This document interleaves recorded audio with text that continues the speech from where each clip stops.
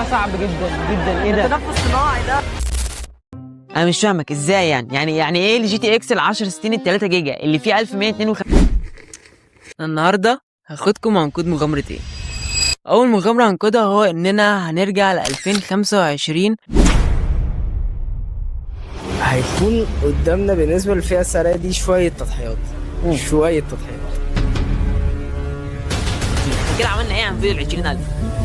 بجد والله احنا كده ما عملناش اي حاجة. ماشي، نيجي لاكتر جزئية مفيش حد مصري بيحبها زي ما قلنا، السعر. السعر ايوه، تجميع متوسطة، يعني احنا فاهمين تجميع متوسطة يبقى اكيد 20000 جنيه، اكيد 20000 جنيه.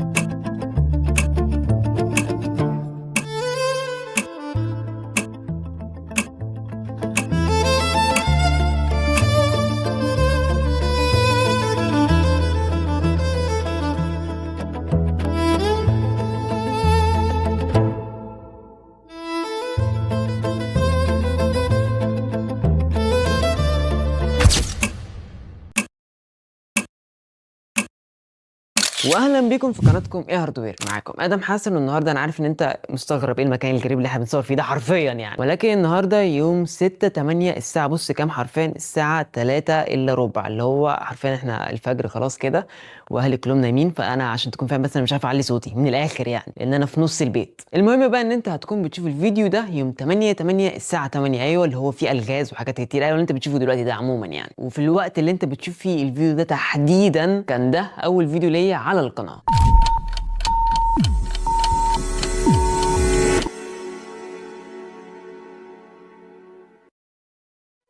اهلا بيك في قناه ايه هاردوير، ومعاك ادم. وان شاء الله في القناه دي هنبدا نعمل تجميعات فئه اقتصاديه ومتوسطه وهاي اند كمان، ما تقلقش. وساعتها انا كنت قررت ابدا حاجه انا ما كنتش مخطط لها تماما بتاتا حرفيا زي ما بيقولوا كده، وكل ده بسبب ان انا كنت عايز ابرمج لعبه مع صحابي حرفيا. بس انت متخيل من ايه اصلا؟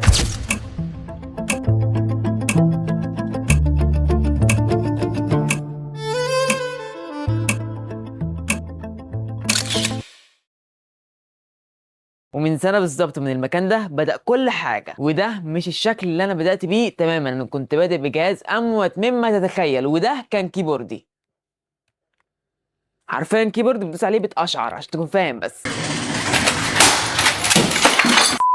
وتعالى بقى كده اما نسيب كده الكيبورد ده على جنب، وتعالى اما اخدك رحله جوه السيت اب بتاعي. السيت اب مش استوديو، وهوضح لك الفرق بين السيت اب والاستوديو كمان شويه لما نخش بقى على السيت اب الجديد. ولكن قبل ما اخدك رحله جوه السيت اب اللي احنا قاعدين دلوقتي فيه ده اللي هو السيت اب القديم، حبيت اقول لك ان المشهد ده متصور بتاريخ 29/7 الساعه 5 الفجر. وفي الوقت ده انا خلاص بلم حاجتي وماشي رايح على مكان السيت اب الجديد. وعايز اقول لك على حاجه اخيره كمان، ان هو ده الترايبود اللي انا بدات منه من سنه بالظبط، وكان ثمنه 150 جنيه من على نون. انا فاكر الجزء دي كويس جدا. طبعا تراود يعني زي الزفت عشان يكون هو كان معاك، وما انصحش حد ان هو يجيبه، ولكن كان بيقدم معاه القرض، وحرفيا يعني عايز اقول لك ان هو ملزوق والدنيا معاه خربان، انا بقول لك اهو. ولكن انا كنت ساعتها مضطر ان انا اجيبه، لان انت عارف طبعا، انت عارف الجزء دي كويس جدا يعني. وكمان تاني يوم انا كان عندي فلوج، او بمعنى صح ايفنت جوه مول البستان، اللي هو بتاع يوم 21/11، اللي هو بالمناسبه اول فلوج في تاريخ القناه كلها هنا على اليوتيوب. انزل تحت شويه هتلاقيه في وشك يعني. حبيت بس اذكر اللقطه دي لان انا بقول لك اهو، مهما كانت الامكانيات انت تعرف تعمل اللي انت عايزه. طيب حاسس ان انا فعلا مش عارف اعمل ايه، لان دي اول مره اصور بالطريقه دي، ولكن ده عموما المكان اللي انا بصور منه كل حاجه. وزي ما انت شايف انا مهدي لك الاضاءه بسبب ان انا عايزك تقود التجربه كانك موجود جوه السيت اب ده بجد حرفيا يعني. وعايز اوريك حاجه سيبك من كل الكلام ده. شايف اللمبه دي؟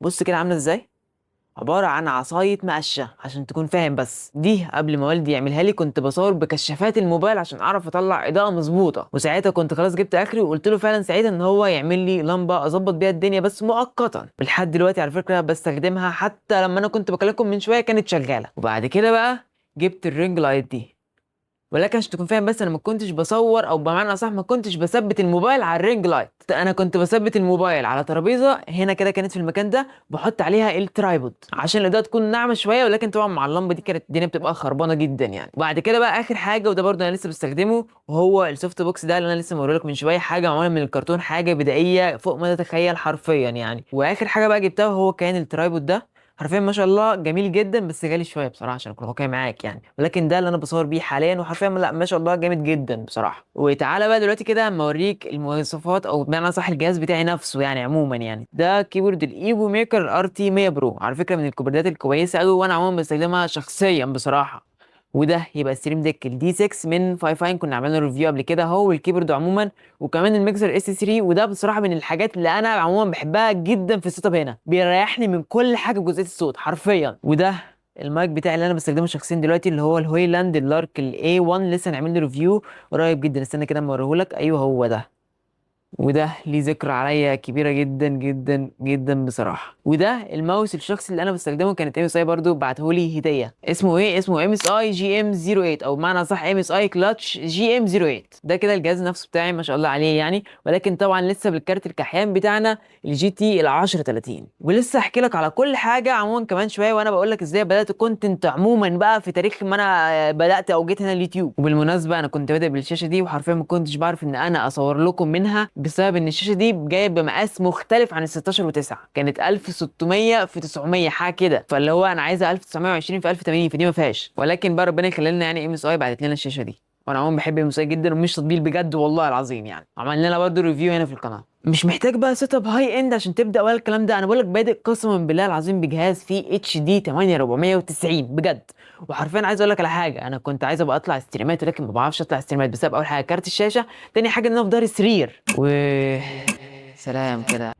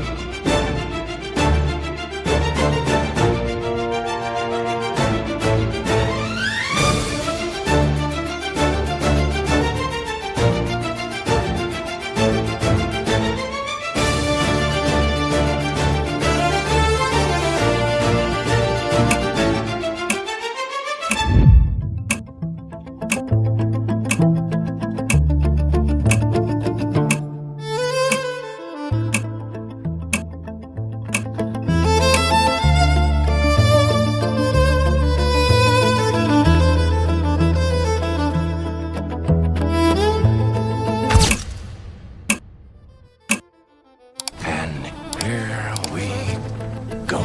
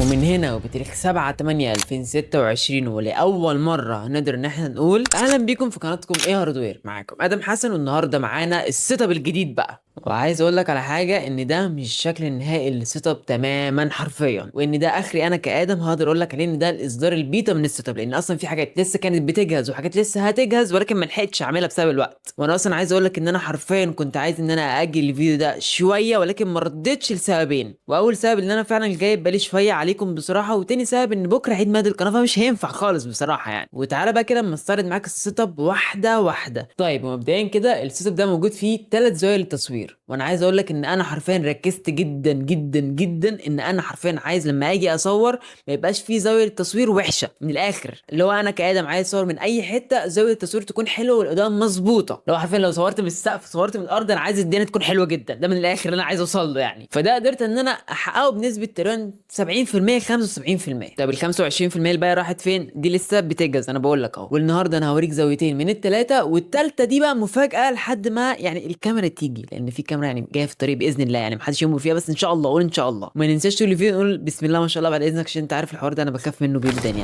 انا مش عارف انت واخد بالك ولا لا، بس بص تاثير الاوضه من بره حرفيا يعني.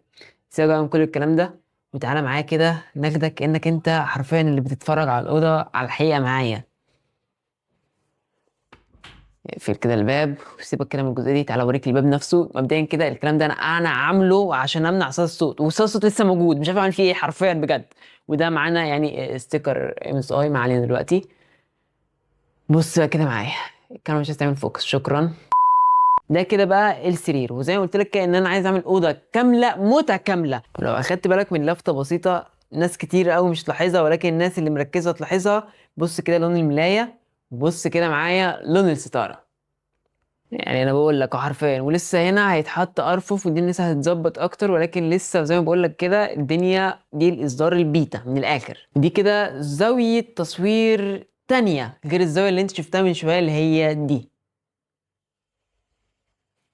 دي اهم طبعا زاويه في الاوضه كلها يعني. الزاويه دي ما جهزتش بنسبه 100%، لان انت هنا لسه هيتحط ارفف ولسه هيتحط اسمي هنا بالنيون كمان. وكمان في حاجه تانية، ده مش شكل الكرسي النهائي لان مش هينفع نبيتي مع سيلفر، مش لايق اصلا. فهنا اصلا هيكون في كسوه معموله للكرسي دي مخصوص، او الكرسي ده مخصوص باللون الستاره اللي هو السيلفر ده. ولكن يعني ربنا يخليه الراجل اتاخر علينا في ميعاد التسليم، يعني الواحد مش عايز يتكلم، ولكن النهارده 7 8 وانا مش هينفع استنى اكتر من كده. وده بقى اللي مركز وشاطر هو اللي عارف يوصل له، المكتبه.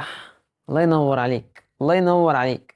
ده كده رف الام اس اي، انا حبيت ان انا ارتبه وقلت بلاش الكراتين اللي كانت محطوطه لان احنا عارفين مش فاتحين فاترينا بجد. وده كمان رف لسيرما رايت، ولكن حطيت معاه حاجه الام اس اي لان دي ملهاش مكان بصراحه عشان اكون واقعي معاك يعني. وادي كمان البالون دور بتاعت ريد دراكون، شفت عملنا البالون دور كمان. وده لو اخدت بالك ده كيبورد، ده الجديد اوبن بوكس فقط حرفيا بجد. وده اسوس جيمنج، مش فاكر اسوس جيمنج ايه، هكتب لك اسمه عموما يعني. ولكن ريد سويتش ده انا عارضه للبيع لان بصراحه البادجت ازمت معايا قوي بسبب السيت اب ده، وانا كنت عايز اطلعه جيف اواي ولكن انا اسف والله بس فعلا ما عرفتش يعني. ولكن في جيف اواي قريب جدا ما تقلقش. وده الماوس القديم بتاعي بقى، اللي مركز بقى وشاطر بقى هيعرف دي ايه. ايوه الرينج لايت اللي انا نور عليك كانت في السيت اب القديم. ودي كمان فازه ماما كانت جايباها جميله قوي بصراحه يعني، فشكرا والله. نيجي بقى لجزئيه تانية. المكان ده يبان يعني حيطة عادية ما فيهاش حاجة، حيطة معمولة من الطوب مثلا ما فيهاش أي حاجة، ولكن بص كده معايا، اديني ظبطت لك الإضاءة هنا عشان تكون شايف كل حاجة مظبوطة. وزي ما أنت شايف بص حيطة ما فيهاش حاجة يعني طبيعية. ولكن زي ما بقول لك أنا عايز أعمل أوضة كاملة متكاملة. فهل في أوضة من غير دولاب؟ تعالوا كده نشوف. بذمتك الفكرة دي شفتها قبل كده؟ قول لي والله. فلو انا كنت عايز اعمل حاجه جامده حرفيا فعلا بجد، عايز اعمل حاجه جامده بحيث انها تكون متكامله وفي نفس الوقت ما تاثرش في اي مشكله او اظهر مشاكل معاها بعدين يعني. اللي هو مثلا شكله دولاب مش حلو في التصوير، مش عارف الكلام ده كله. زي ما انت شايف كده حيطه طبيعيه جدا ما فيش اي حاجه. واعتقد الفكره دي هتتقلل كتير قوي الفتره الجايه يعني. ووالدي اللي كان ساعدني فيها بصراحه شكرا جدا. وكان مش عايز انسى حد مهم جدا، عم سيد هو اللي كان حرفيا دهن لنا الاوضه دي كلها، وهو كمان ركب لنا النيون اللي انا لسه هوريها لكم كمان شويه. وكمان عادل كان ساعدنا جامد جدا جدا جدا في الاوضه دي، او الاوضه دي سوري. تعالى بقى كده كده على السيت اب دي كده. انا قلت قبل ما اقعد بس اوريك، دي اول زاويه من الثلاثه ودي الزاويه الاساسيه عموما يعني. عارف ده ممكن تكون لاسعه شويه شويه ولكن لسه هتتظبط. انا بقول لك اهو عشان ما تفتكرش بس ان دي النتيجه النهائيه ومش عارف ايه ده انت قلت. لا اهدى عليا بس. عارف تقول لي انت كده وريتني زاويتين للتصوير، فين الزاويه الثالثه؟ اقول لك لا اصبر مش هوريك النهارده خالص، اصبر عليا بس. انا بس بوريك الزوايا وتعالى بقى دلوقتي اما احكي لك قصه ازاي بدات كونتنت كرييشن بقى حرفيا. لا بص انت ايه بقى، روح هات لي كده مشروب ولا هات لك حاجه تاكلها وتعالى، ان احنا شكلنا لسه مطولين يعني. طالما خدت الزاويه دي تعرف ان احنا مطولين من الاخر يعني. يلا بقى بينا واقول لك ازاي بدات الكونتنت كرييشن. لما انا جبت جهاز كمبيوتر انا اصلا ما كنتش جايبه عشان صناعه المحتوى تماما. طيب كنت جايبه عشان ايه؟ كنت جايبه عشان عايز اعمل لعبه او اتعلم برمجه الالعاب بمعنى صح، ولكن مش الالعاب العاديه، انا عايز الالعاب ال 3 دي. انا عايز اعمل لعبه زي جي تي اي مثلا، اللي هو فاهم انت فاهم انت الحاجات اللي بتحصل دي بدايه ايه، ما انت تقول انت تبدا حاجه قويه بقى ومش عارف الدنيا دي كلها يعني. وكنت فاكر انا واصحابي ان احنا داخلين على حاجه بسيطه لحد ما اكتشفنا كلنا ان دي حاجه اكبر مما توقعنا بكتير. تعال نبدا الحكايه من اولها. ساعتها انا كان معايا جهاز اتش بي كومباكت 6305 وبعته لحد صاحبي وبدات ان انا اجمع جهاز جديد من الصفر، قطعه قطعه. خد بالك من 2025 شهر 5 لحد 2025 نص شهر 7. وفي الاخر جبت كيسه عاديه مع كارت اتش دي 8490. لو انت مش متخيل بس الكارت ده ايه نظامه، فالكارت ده 1 جيجا دي دي ار 3، حاجه تحت الميته حرفيا. كارت من ايام جدي وميت حرفيا، بس كان مؤقتا. انا كنت عايز حاجه تشغل لي صور بس حرفيا لحد بس ما ربنا يكرم بشويه فلوس واروح اجيب كارت. الفكره الاساسيه كانت اني انا و12 واحد من صحابي كنا عايزين نعمل لعبه رعب باستخدام انريل انجن 5، وكل واحد فينا عنده مهاره مختلفه تخلي بالفعل ان احنا نعمل لعبه زي دي. ولكن كان في مشكله كبيره جدا وهي زي ما بقول لك كده الاجهزه. عشان كده انا بعت جهازي القديم، وان حرفيا ما كانش فيه غير واحد بس في الشله دي كلها اللي كان معاه جهاز يقدر يقول بسم الله الرحمن الرحيم، وهو صاحبي عبد الرحمن. ده هيفرح قوي بالفيديو ده على فكره. المهم ان عبد الرحمن كان معاه لابتوب، يعني سيبك من اللابتوب ومواصفاته، بس كان الكارت بتاعه الجي تي اكس ال 1050 تي اي حاجه كده على ما اتذكر يعني. فده حرفيا ساعتها كان اجمد حاجه فينا تقريبا، وقررنا كده نبدا من عند عبد الرحمن. ولكن الجهاز من قبل ما نبدا، من قبل ما نعمل اي حاجه، الجهاز كراش. احنا بنقول بسم الله الرحمن الرحيم جهاز كراش. فعرفنا كلنا ان الموضوع ده حرفيا مش صعب، الموضوع ده مستحيل حاليا. فقررنا انا ومصطفى صاحبي، والمناسبه انا ومصطفى وعبد الرحمن كنا احنا اللي بنأسس التيم ده او ال 12 شخص عشان نعمل اللعبه دي. فانا بقول لك قررنا نأجلها مش نلغيها، وقلنا سنتين كده ونرجع لها تاني. ولو ساعتها برضه ما كانش معانا اجهزه نشوف محرك تاني غير الانريل انجن 5، نشوف مثلا انريل انجن 4. وبالمناسبه مصطفى هو اللي عامل لي كل موسيقى الفيديو حرفيا، فحابب اشكره جدا لان دي حاجه مش سهله تماما على فكره. وهتلاقوا قناته والديسكورد بتاعه تحت في الوصف عشان لو حد احتاجه او حاجه. المهم بعدها كملت في تجميع جهازي وفضلت برضه على نفس الكارت الاتش دي 8490، وكمان كيسه من غير تهويه، حاجه ميته عشان تكون فاهم بس. ولو انت عايز تعرف ايه مواصفات تجميعتي بالظبط هسيب لك فيديو في الاي اللي فوق هنا. ولكن اهم حاجه تخلص الفيديو ده وتشوف الفيديو اللي بعده، اهم حاجه بالنسبه لي، وتكتب لي كومنتك الجميل كده واللايك والسبسكرايب، الحاجات دي مهمه قوي يعني، خد بالك يعني. ما علينا. وحابب برضه اشكر في الفتره دي ياسين شعبان لان هو ساعدني جدا في تجميع قطع البي سي. والحقيقه ان الجهاز ده ساعتها كان مكلفني كتير جدا بالنسبه لي انا كادم، وبعت حاجات عندي كتيره حتى العجله اللي انا كنت بحبها جدا. وممكن نقول ان انا خاطرت بكل اللي كان معايا تقريبا عشان اجيب الكمبيوتر. والمضحك بقى ان انا بعد ما جبته ما كنتش عارف هعمل بيه ايه، صباح الفل.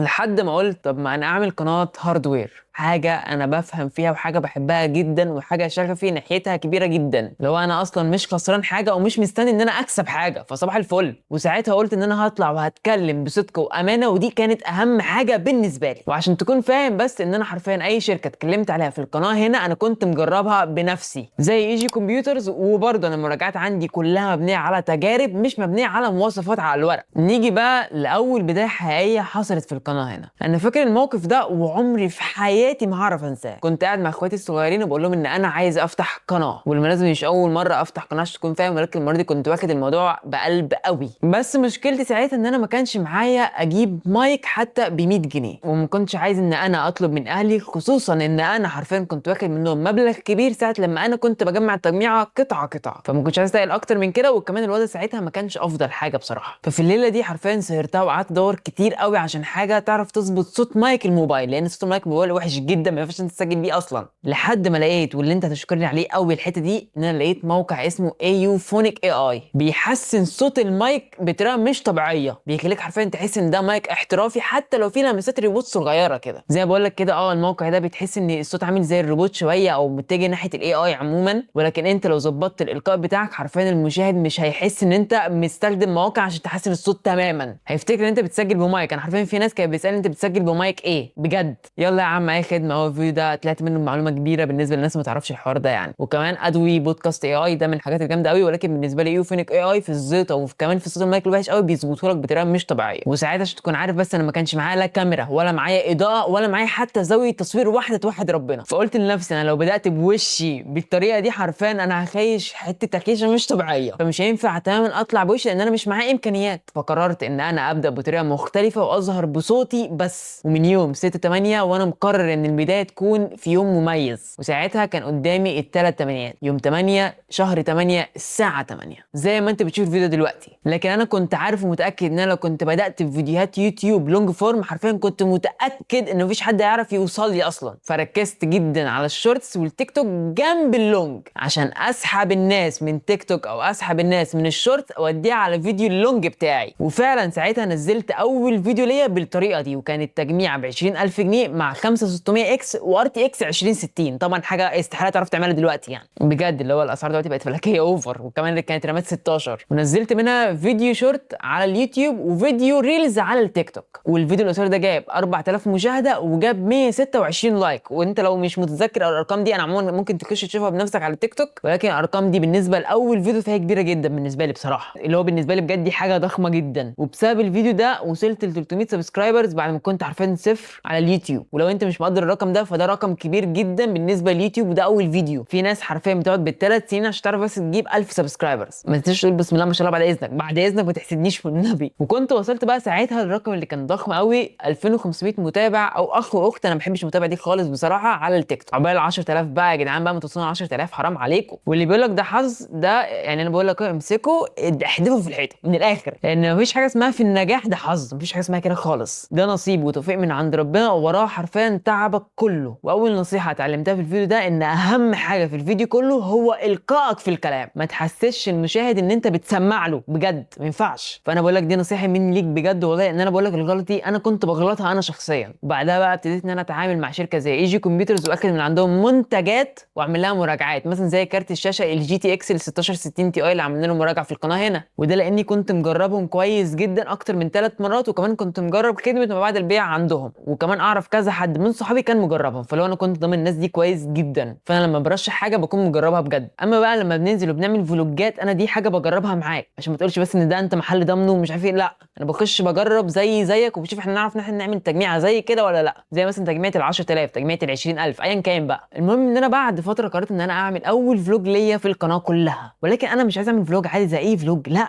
كنت عايز اجمع ناس من صناع المحتوى وننزل نعمل فلوج في مول البستان. وكمان عايزين ان احنا نعمل تحدي هناك. طيب التحدي كان ايه؟ التحدي كان ان انت تجمع افضل تجميعه قيمه مقابل سعر ب 20000 جنيه، وفي الاخر نقرر مين اللي كسب. وفي نفس الوقت انت هتكون كمشاهد استفاد لان انت شفت كل الحاجات الموجوده في الفئه دي تقريبا. الكلام ده كله انا كنت مقرر ان هو يحصل يوم 21/11. وخد بالك من الرقم ده كويس قوي لاني تعبت جدا عشان الموضوع ده يحصل. ولكن بعدين اكتشفنا ان كان في ايفنت اتحدد بعد ما انا كنت منزل فيديو عشان احاول اوصل للمشاهير دول، وكان معمول في نفس اليوم وفي نفس حرفيا الساعه بالظبط. فساعتها احنا كنا فاهمين احنا بنتعب ليه يعني عموما. لكن في النهايه طلعت بالفلوج اللي انا كنت عايزه، وطلعت بحاجه اهم بكتير حرفيا بجد،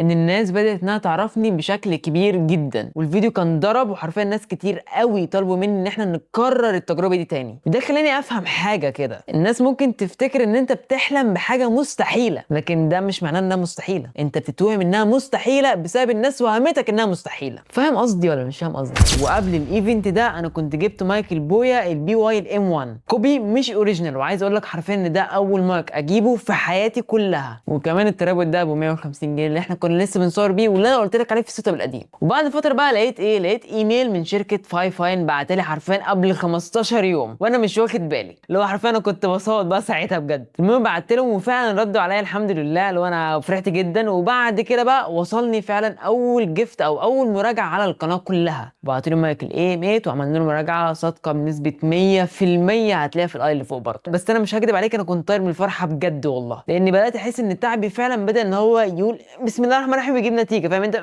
كده شويه. وبعدها الحمد لله 5 حبت التعامل معايا جدا بجد. بدات اركز اكتر على ان المراجعات بتاعتي تكون مبنيه على تجارب مش مبنيه على مواصفات خالص. انا بحاول امحي الجزئيه دي تماما. وبعدها بقى بدات شركات تانية تكلمني زي مثلا شركه ام اس اي. وحرفيا شركه ام اس اي لما كلمتني انا كنت هموت من الفرحه بجد والله الحمد لله، لاني حرفيا زي ما بقول لك كده بدات احس ان تعبي بدا ان هو يجيب نتيجه بقى، اللي هو نتيجه كبيره بقى خلاص كده الحمد لله. وبعدها برضو ايبو ميكر كانت كلمتني، بصراحه كنت فرحان جدا لان حرفيا شركه ايبو ميكر صعب جدا جدا جدا التعاون معاها بالذات في الشرق الاوسط. وطبعا لازم كلنا نقول بقى بسم الله ما شاء الله، عشان بصراحه انا مش ناقص، انا بقول لك اهو بجد. ولان برضو مهما حصل كل ده توفيق من عند ربنا. واكتر ناس دعمتني فعلا بجد كانوا اهلي، ساعدوني في السيت اب كتير جدا وفي المحتوى نفسه، وحرفيا تقريبا في كل خطوه كانوا بيساعدوني فيها بصراحه يعني. وكمان في دعم بيبان ان هو بسيط ولكن حرفيا بيبقى كبير جدا لما شخص كنت اتعلمت منه قبل كده كتير وبحبه جدا يعمل كومنت، زي مثلا محمد سميح. وحرفيا بجد محمد سميح من اكتر الناس بجد والله اللي انا حرفيا اتعلمت منها كتير قوي في البدايه. والكومنت لما كان عامله انا كنت فرحان جدا. وبرده نبيل او انتك من اكتر الناس اللي استفدت منها ومن اكتر الناس اللي انا بحبها جدا برضه. حاجات بسيطه بالنسبه ليهم وبالنسبه ليك انت حرفيا، لكن بالنسبه لي انا بتفرق جدا وبتدي دفعه قويه للمحتوى. ونقدر نقول كده ان لحد النهارده انت مش متخيل انا تعبت قد ايه عشان اوصل اللي انا وصلت له ده الحمد لله. وشكرا بجد لكل شخص ساعدني او شجعني. وبجد والله انا نفسي اشكر كل واحد اسم ولكن انا خايف انسى حد فيزعل مني بجد. فانا ده بدي شكر كبير جدا لكل الناس اللي ساعدتني ايا كان هو مين. بس السؤال الحقيقي بقى، هل انا كآدم وصلت لحلمي؟ الإجابة لا طبعا. اللي حصل ده مجرد جزء صغير جدا من الحلم بجد، وباذن الله اللي جاي اقوى بكتير. اخر حاجه بقى كده تعالى محلل لك الالغاز اللي موجوده في الفيديو هنا. الالغاز اللي انت شفتها في الفيديو دي مش الغاز اصلا، دي رساله ليك عشان تبني الهدف بتاعك. لو اخدت بالك كان في جمله بالياباني وبعدها رحت عدت لك بيرول لليابان نفسها بقى، وبعدها مصر وبعدها اليونان وبعدها امريكا وبعدها كلام ربنا. يعني 4 قارات مختلفه تقريبا، اسيا افريقيا اوروبا، وطبعا مش هننسى امريكا. والجمل اللي ظهرت تحت عقرب الساعه دي حرفيا جمل مقتبسه من كتب من كل دوله، لكن كل جمله بتقول نفس المعنى. بمعنى صح ما تخليش الوقت يسرقك، الثانيه الواحده بتفرق بجد والله. كفايه لعب، قوم اشتغل اتحرك. وبعد بقى كل البلاد وحرفيا القارات دي كلها اكدت لك بقى نفس الرساله دي بكلام ربنا. طيب وبالنسبه بقى لعقرب الساعه اللي ظهر ده ايه معناه؟ مش فاهمه برضه. ده ليه غرضين، اولا هنت عشان تعرف ان انت تربط الكلام كله ببعضه، وثانيا لان شعار القناه بتاعتنا انفينيتي. فايه بقى الحاجه اللي بتلف وحرفيا عمرها ما بتنتهي؟ برافو عليك، الساعه. وعقرب الساعه مش هينتهي طبعا غير يوم القيامه. بس كده، وافتكر ان انا قلت لك حاجه ما حصلتش في تاريخ الهاردوير كله، او بمعنى صح فيديو